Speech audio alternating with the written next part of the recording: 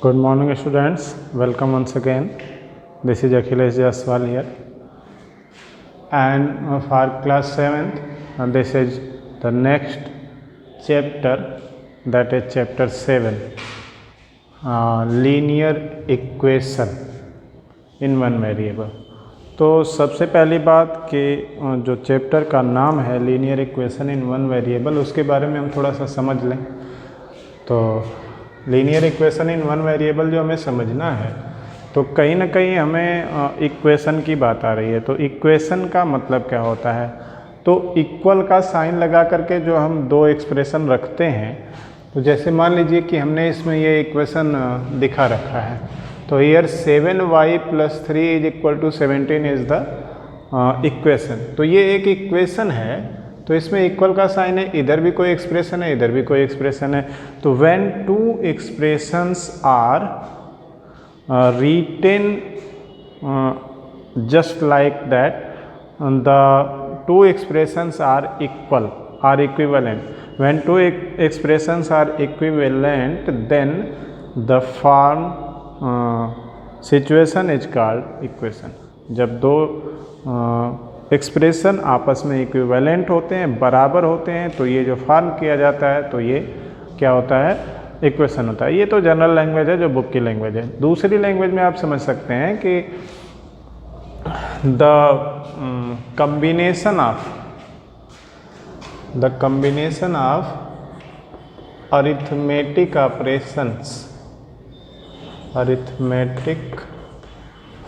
Operations variables and constant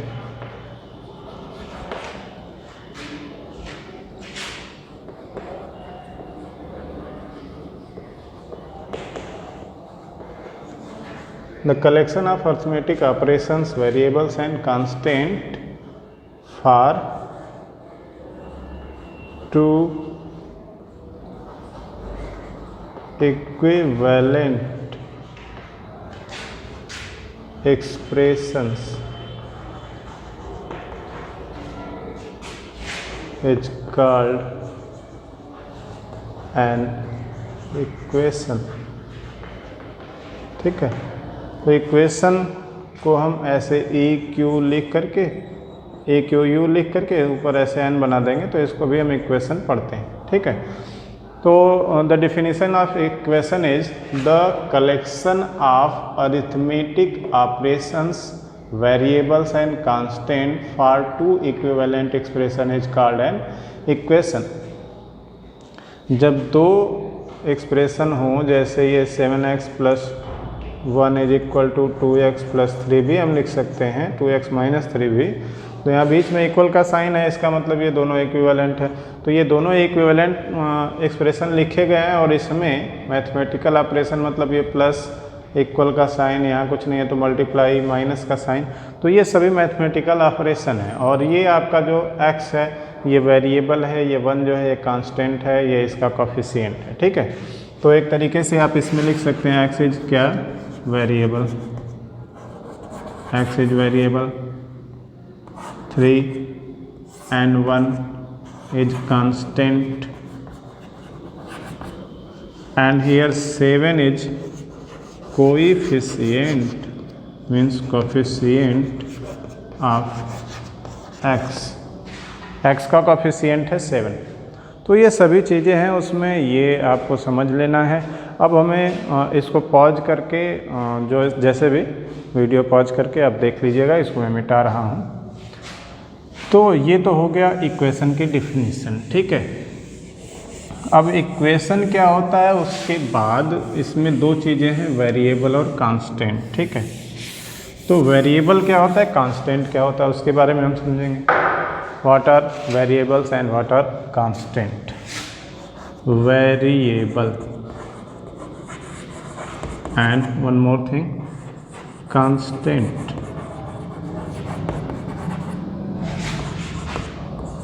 A term whose value varies at different instant। ठीक है, a term एक ऐसा term जिसका whose values varies at different instant, जिसकी value अलग अलग स्थितियों में अलग अलग हो, मतलब वैरी करे मतलब बदले, तो जिसका मान वैरी करेगा वही वेरिएबल कहा जाएगा। ठीक है, और इसमें एग्जाम्पल अगर आप लेंगे तो A to Z और भी जो भी जैसे ओमेगा है, फाई है, जाई है, थीटा है, तो ये सभी वेरिएबल हैं। ठीक है, तो ऐसे जे तक अल्फ़ाबेट और भी जो भी हम ले लें, फाई, साई, जाई, काई, थीटा, ओमेगा, वो सभी क्या हो जाएंगे, वेरिएबल्स हो जाएंगे। अब कांस्टेंट की बात आएगी तो a term whose value not varies at any instant, a term whose value not varied means fixed, whose value is fixed at every instant। ठीक है, तो a term whose value is fixed at every instant का मतलब एक term जिसकी value, जिसका मान हर स्थिति में फिक्स रहे। जैसे 3 है तो इसको हम 4 नहीं कह सकते हैं, तो 3 फिक्स है। ऐसा नहीं ना कोई इसको आके कहे कि नहीं भाई ये तो 5 है, कैसे आप 3 कह दिए, नहीं, तो इसलिए इसकी वैल्यू फिक्स है और वो क्या है, 3 है। तो इसको भी मैं इरेज कर रहा हूँ, पॉज करके आप देख लीजिएगा, वीडियो रोक करके देख लीजिएगा। ठीक है, चलिए अब आते हैं आगे। देखिए ये YouTube वाले वीडियो ही ऐसे हैं जिसमें आप पॉज करके देख सकते हैं, रिमाइंड करके देख सकते हैं, धीरे बुलवा करके मुझे देख लीजिए। उसमें जो कंडीशन होती है नॉर्मल और स्पीड कम करने का, ज़्यादा करने का, तो 1.5 मतलब 1.5 गुना कर दीजिए, 1.25 कर दीजिए, 0.75 कर दीजिए, तो धीमे करना है, कम कर दीजिए 0.75, 0.25, एकदम आराम से बोले, धीरे धीरे बोलूँगा। स्पीड बढ़ा दूँगा तो बढ़ा देंगे तो स्पीड में बोलूँगा, जैसे इक्वेशन इज ठीक है, तो ये आपके ऊपर है कि आप कैसे समझते हैं, आपको जैसे लग रहा है वैसे आप उस वीडियो को देख सकते हैं, आपकी मर्ज़ी। आप मुझसे तेज़ स्पीड में बोलवा करके सुन लीजिए, धीमी स्पीड में बोलवा के सुन लीजिए, टाइम बचाना है तो और फास्ट कर लीजिए, लेकिन आपको समझ में आना चाहिए। अब linear equation in one variable की बात आ रही थी, तो linear equation in one variable क्या होता है, तो बुक में आपका डेफिनेशन दे रखा है कि an equation whose degree is 1, तो ये डिग्री क्या होती है पहले उसको हमें समझना होगा। ठीक है, तो degree of equation or degree of any algebraic expression और डिग्री ऑफ एनी पॉलिनोमियल। तो डिग्री क्या होता है, highest power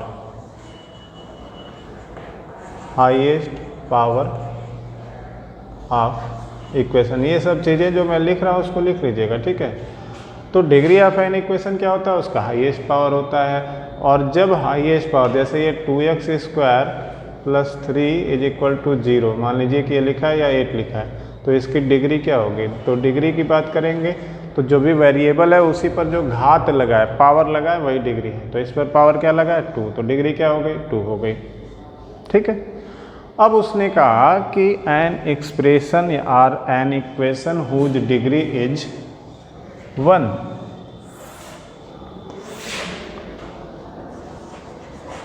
equation with degree 1 is called linear equation. ठीक है, तो वो तो लीनियर इक्वेशन हो गया। अब वेरिएबल की बात करें, एंड अब यहीं जोड़ लीजिए, equation with degree 1 and having 1 variable, एक ही वेरिएबल जिसमें हो उसको हम कहेंगे कि इसमें एक वेरिएबल है, तो ये is called linear equation in one variable.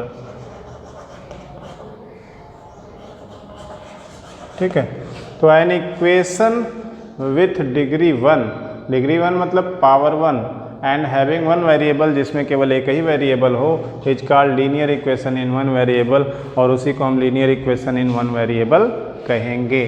तो यहाँ हम देखेंगे तो पावर क्या है, वन है, यहाँ कुछ नहीं है तो वन है, तो ये लीनियर इक्वेशन हो गया, और वेरिएबल एक ही है y, तो ये linear equation in one variable हो गया। आइए अब चलते हैं क्वेश्चन पे। Question number 1 is given that find out for the given equation the value given in bracket is the solution of this equation or not. जो ब्रैकेट में value दिया है वो इक्वेशन का सॉल्यूशन है कि नहीं। तो सॉल्यूशन अगर होगा तो ये वैल्यू इधर रखने पर LHS में, अब इसको देखिए, इधर वाले को हम कहेंगे LHS लेफ्ट हैंड साइड, और इधर वाले को कहेंगे RHS राइट हैंड साइड। तो जब LHS में मान रखने पर y का RHS के बराबर हो जाएगा तो हम कहेंगे कि ये इसका सॉल्यूशन है, और अगर ऐसा नहीं है तो नहीं होगा। तो पहले धीरे धीरे किसी भी चैप्टर में हो तो पहले धीरे धीरे आपको सिखाता है कि बेटा ये लो उंगली पकड़ो, चलो चलो चलो चलो, चलने लगे, चलो अब छोड़ दिया उंगली, चलो अपने से चलो, चल रहे हो, चल लिया, चलो अब दौड़ो, दौड़ लिया, गिर रहे हो, चलो उठा दिया, ठीक है, फिर दौड़ने लगे, चलो अब मैं भगाता हूँ, भागो। तो ऐसे इस तरीके से क्रम से आता है क्वेश्चन, कभी भी कहीं भी बनता है, तो चाहे वो पेपर में हो चाहे बुक में हो।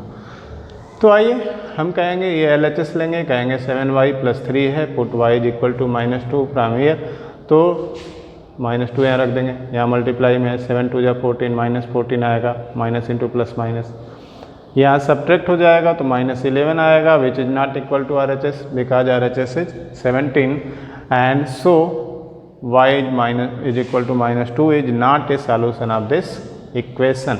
ठीक है, वैसे इसका फिफ्थ में दिया था 7y + 3 is equal to 17, bracket में y इज इक्वल टू 2 रखा था, तो y इज इक्वल टू 2 रखेंगे इसके LHS में, तो 7 2 14 + 3 17 आ गया, जो कि इस RHS के बराबर है, is equal to RHS means y is equal to 2 is the solution of 7y + 3 is equal to 7 this equation. ठीक है, ये इसका सॉल्यूशन होगा। अब क्वेश्चन नंबर 2 में कह रहा है कि form the statement for the given equation, ये जो भी इक्वेशन दिए हैं उनके लिए आप क्या करिए, स्टेटमेंट बनाइए। तो जो भी उसमें दे रहा है, जो भी स्टेटमेंट दिए उनके लिए इक्वेशन बनाइए, form the equation for the given statements. तो स्टेटमेंट्स दिया द सम ऑफ का मतलब ऐड, जोड़, ऑफ किसका, x एंड 5, x और 5 का, तो x और 5 का सम का मतलब x + 5 हो गया, इज 13 है, कितना है, 13 है। तो जैसे कह दिया जाए कि 2 और 3 का सम 5 है, तो 2 + 3 इज इक्वल टू 5, तो यहाँ भी क्या करेंगे, variable x + 5 is equal to 13 and this is equation. तो इस तरीके से इक्वेशन बन गया। तो धीरे धीरे आपको सीखना है कि हाउ टू फॉर्म इक्वेशन। तो अगर वर्ड प्रॉब्लम दिया तो कैसे इक्वेशन बनाएंगे, इक्वेशन बनेगा तभी सॉल्व करेंगे। तो ये हो गया आपका आंसर। यहाँ दिया था 3/4 of y when added to 4 gives 16, 3/4 of y, किसका 3/4, y का, तो 3/4 1/4 का मतलब 1/4, 3/4 का मतलब 3/4, ऑफ का मतलब मल्टीप्लाई, तो y का 3/4 व्हेन एडेड टू 4, जब ऐड किया जाता है किस में, 4 में, तो ऐड कर दिया गया 4 में, गिव्स 16 क्या देता है, 16 देता है, मतलब जब 3/4 ऑफ y में 4 जोड़ दिया जाता है तो 16 प्राप्त होता है। इक्वेशन तैयार हो गया and this is the answer. Also in question number 3 it is given that form the statement for the given equations. इन सभी equations के लिए हमें statement बनाना है, मतलब इसको ऐसा बनाना है, यहाँ इसको ऐसा बनाना था। चलिए यहाँ दे रखा है इसके 7th में 7p - 2 = 12, तो 7 टाइम्स p हो गया ना, ये 7 का मल्टीप्लाई है पी में, और फिर 2 सब्ट्रैक्ट हुआ तो रिजल्ट क्या आया, 12 आया। तो स्टेटमेंट हम देंगे, कहेंगे 2 सब्ट्रैक्टेड फ्रॉम, 2 सब्ट्रैक्ट कर दिया गया कहाँ से, 7 टाइम्स ऑफ पी में से, 7 टाइम्स ऑफ पी गिव्स 12, और अगर ऐसा कर दिया गया तो क्या मिला, 12 मिला। यही ना इक्वेशन। तो हम क्या करेंगे, कहेंगे कि 2 subtracted from 7 times of p gives 12 and this is the answer. Question number 4, it is given that इसमें कई क्वेश्चन हैं, आपको इक्वेशन फॉर्म करना है, ठीक है। तो फर्स्ट, सेकेंड और फिफ्थ मैंने कर रखा, बाकी 1-2 क्वेश्चन है तो आपको करने हैं। In first question, you can see on the screen that Tanay's score in mathematics is 98, which is the highest score in the class. तनय का स्कोर मैथ में 98 है, जो कि क्लास में हाईएस्ट है सभी से, and 3 times it is 8 more than 3 times the lowest score. It is मतलब तनय का जो स्कोर है वो लोवेस्ट स्कोर के 3 टाइम्स से 8 अधिक है। अधिक होना मतलब प्लस हो जाना, कम होना लेस होना मतलब माइनस हो जाना, ठीक है। और 3 टाइम्स का मतलब 3 इंटू। तो हमने क्या कहा, तनय स्कोर इन मैथ, तनय का स्कोर मैथ में कितना था, 98 था। Let lowest score is equal to x, मान लीजिए कि लोवेस्ट स्कोर क्या है, एक्स है।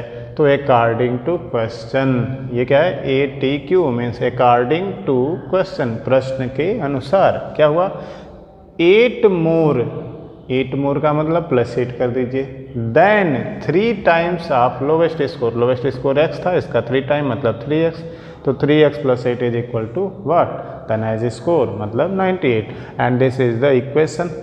तो ये इक्वेशन बन गया। आगे फिर अगले एक्सरसाइज में कहेगा कि इसको सॉल्व करिए, 8 ट्रांसपोज करेंगे, माइनस करेंगे, फिर डिवाइड करेंगे, 3 से आ जाएगा, 30 आंसर आ जाएगा। सेकेंड में कह रहा है कि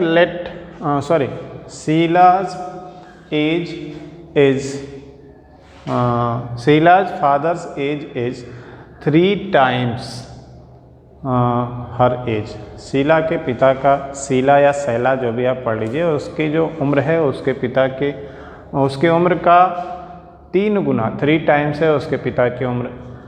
अब कह रहा है कि if the sum of their ages is 56 then form the equation. तो तब आपको इक्वेशन बनाना है, जब उनके उम्रों का योग कितना है, 56 है, तो आप क्या बना दीजिए, इक्वेशन बना दीजिए। तो सभी के लिए हमें इक्वेशन ही देना है, तो हमने मान लिया लेट, उसमें हिंट दे रखा है लेकिन हम अपने हिसाब से करेंगे। जो भी स्मॉलेस्ट क्वांटिटी होती है उसी को हम मानते हैं। कहेंगे लेट शैलाज प्रेजेंट एज, मान लीजिए कि शैला का प्रेजेंट एज क्या है, एक्स है। देन हिज फादर, हिज नहीं लगाएंगे, हर लगाएंगे, ठीक है, लड़की है